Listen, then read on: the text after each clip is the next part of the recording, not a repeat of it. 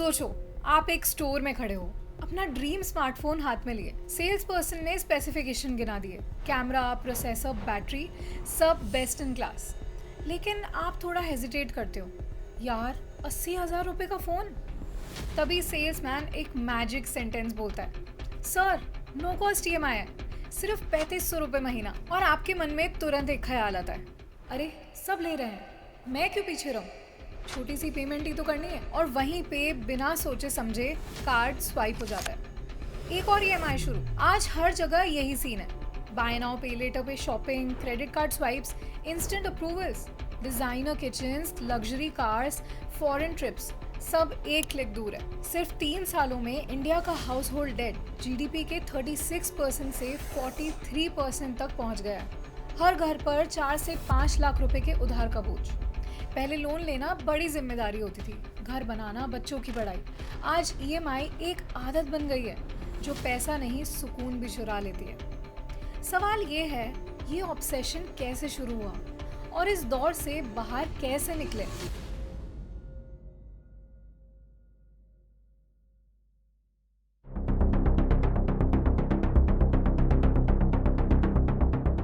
सिर्फ एक डेकेड पहले लोग तभी उधार लेते थे जब उनको सच में ज़रूरत होती थी। किसी को अपना पहला घर बनाना था या बच्चों की पढ़ाई के लिए पैसा चाहिए था, तब लोन लेना एक सोची समझी जिम्मेदारी होती थी। हर एक इंस्टॉलमेंट पहले से प्लान की जाती थी। आज का सीन बिल्कुल अलग है। चलिए एक एग्जाम्पल से समझते हैं। रोहन एक 28 साल का यंग IT प्रोफेशनल, अच्छी सैलरी, कंफर्टेबल लाइफस्टाइल। एक दिन वो सोचता है कि अब कमाई अच्छी खासी चल रही है, तो चलो नया फ़ोन ले लेते हैं, EMI पर इजीली मैनेज हो जाएगा। थोड़े दिन बाद वो फर्नीचर अपग्रेड करने का प्लान बना लेता है, वो भी EMI पर। फिर इंटरनेट पर बाय नाउ पे लेटर स्कीम से ब्रांडेड शूज मंगवाता है, एकदम लग्जूरियस लाइफस्टाइल, लेकिन सब कुछ EMI पर। हर महीने 3-4 हज़ार की इंस्टॉलमेंट सुनने में छोटी लगती है, लेकिन सैलरी आते ही रोहन को रियलाइज होता है कि सारी इंस्टॉलमेंट मिलाकर उसकी 35% इनकम खा रही है। मतलब सेविंग्स और इमरजेंसी फंड्स के लिए पैसे बच ही नहीं रहे, और ऊपर से लेट पेमेंट और क्रेडिट स्कोर मेंटेन करने का स्ट्रेस अलग। लेकिन ये सिर्फ रोहन की कहानी नहीं है। मार्च 2025 के डेटा के हिसाब से इंडिया में 54% से ज़्यादा house hold loans non housing loans बन गए हैं। यानी उधार अब घर या बिजनेस के लिए नहीं, फोन्स, हॉलीडेज और लाइफस्टाइल के लिए लिया जा रहा है। ये शिफ्ट एक बड़ा वार्निंग साइन है। जरा सोचो, आज एक कॉमन इंसान सिर्फ डेली एक्सपेंसेस और लाइफस्टाइल अपग्रेड्स को मैनेज करने के चक्कर में डेट में डूबा हुआ है। और बात यहीं खत्म नहीं होती। RBI के हिसाब से 25.7% डिस्पोजेबल इनकम, यानी जो पैसा लोग अपनी सैलरीज और बिजनेसेस से कमा रहे हैं, वो सीधा उनके short term high interest loans को रीपे करने में जा रहा है। और फिर आता है प्रीमियमाइजेशन का क्रेज। मतलब जो भी चीज़ खरीदो वो ब्रांडेड और लग्जूरियस होनी चाहिए। आज इंडिया में जितनी भी नई कार्स बिक रही हैं, उनमें से लगभग 48% की प्राइस 10 लाख रुपए से ज़्यादा है। Luxury car sales 30% per year की ज़बरदस्त स्पीड से बढ़ रही है। स्मार्टफोन्स में भी यही ट्रेंड नज़र आ रहा है। इजी EMIs और इंस्टेंट क्रेडिट ने प्रीमियम प्रोडक्ट्स को इतना अफोर्डेबल बना दिया है कि जो कभी एक सपना लगता था, वो आज बस एक और मंथली पेमेंट बन गया है। लेकिन प्रॉब्लम ये है कि जब उधार लेना इतना आसान हो जाता है, तो लोग उसके पीछे छुपे हिडन कॉस्ट और कंडीशंस पर ध्यान नहीं देते, और यहीं से असली प्रॉब्लम शुरू होती है।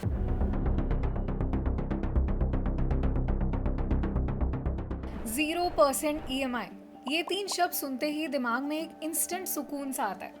हर चीज़ अफोर्डेबल लगने लगती है, जैसे मंथली पेमेंट्स में सब कुछ मैनेजेबल हो जाएगा। और यहीं आप सबसे बड़ी गलती कर देते हो।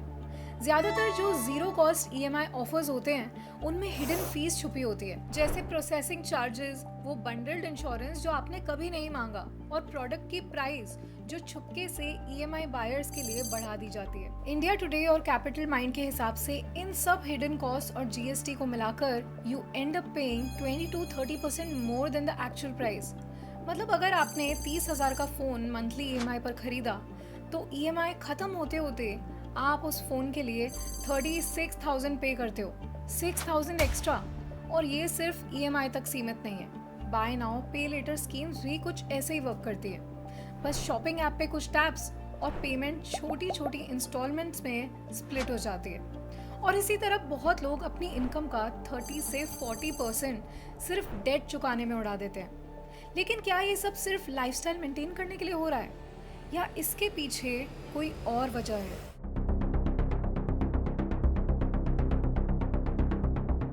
ज्यादातर लोग डेट में केयरलेस होके नहीं, कंफ्यूज होके फंसते हैं। सबसे बड़ा रीजन है मंथली अफोर्डेबिलिटी बायस।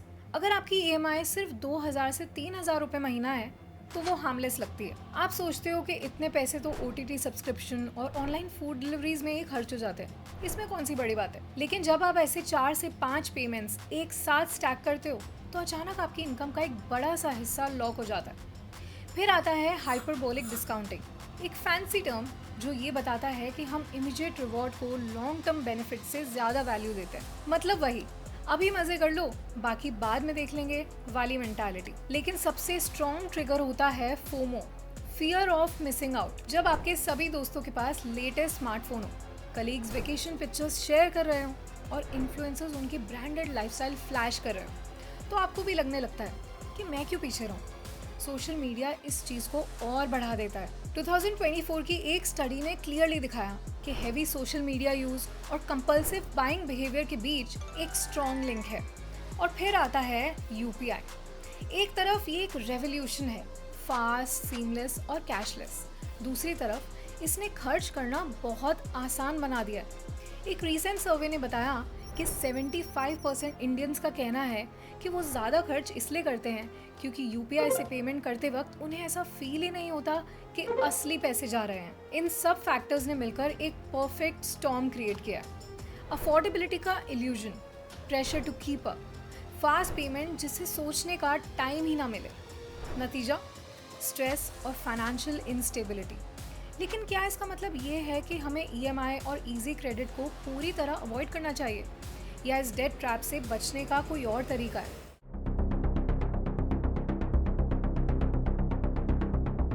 गुड न्यूज़ ये है कि ईएमआई ट्रैप परमानेंट नहीं है और कुछ स्मार्ट तरीके आजमाकर आप इससे बच सकते हो।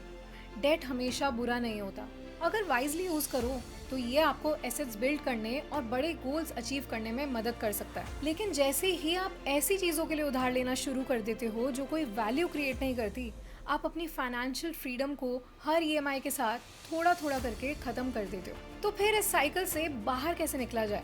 सबसे पहले start building a sinking fund. Credit पे खरीदने की जगह पहले से ही सेव करना शुरू करो। मान लो आपको 30,000 का फोन लेना है तो हर महीने 3,000 साइड में रखो। 10 महीनों बाद आपके पास अपना पसंदीदा फोन लेने के लिए सफिशिएंट फंड्स होंगे और जब फाइनली आप परचेज करोगे वो पूरी तरह आपका होगा। ना कोई हिडन कॉस्ट, ना कोई stress. Buy once cry once mindset adopt करो।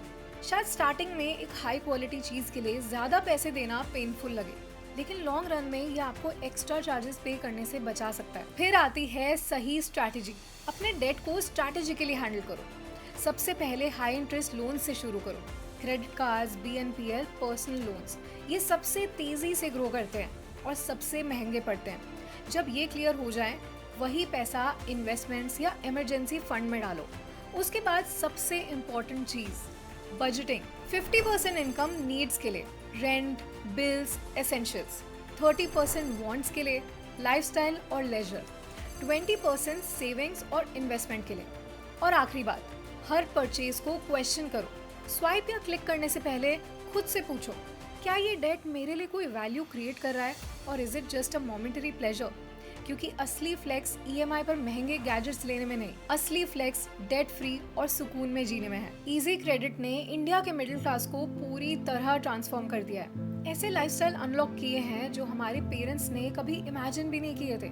लेकिन हर स्वाइप के पीछे एक हिडन कॉस्ट छुपा होता है जो आप सिर्फ पैसों से नहीं बल्कि अपने फाइनेंशियल सिक्योरिटी और फ्रीडम से भी पे करते हो। इसका मतलब ये नहीं है कि क्रेडिट हमेशा गलत है। सही तरीके से यूज करो तो ये आपके गोल्स को अचीव करने में मदद करता है। लेकिन बिना सोचे समझे हर खरीदारी को ईएमआई पे डाल देना लॉन्ग टर्म में आपको महंगा पड़ सकता है। आखिर में असली फाइनेंशियल फ्रीडम यही है कि आप खुद डिसाइड करो कब और कितना उधार लेना है। अपनी प्रायोरिटीज पे फोकस करो, इम्पल्सिव डिसीजन लेने से बचो और वो चॉइसेस करो जो आपको सुकून और स्टेबिलिटी दोनों दे। अगर वीडियो पसंद आया तो लाइक और शेयर करो।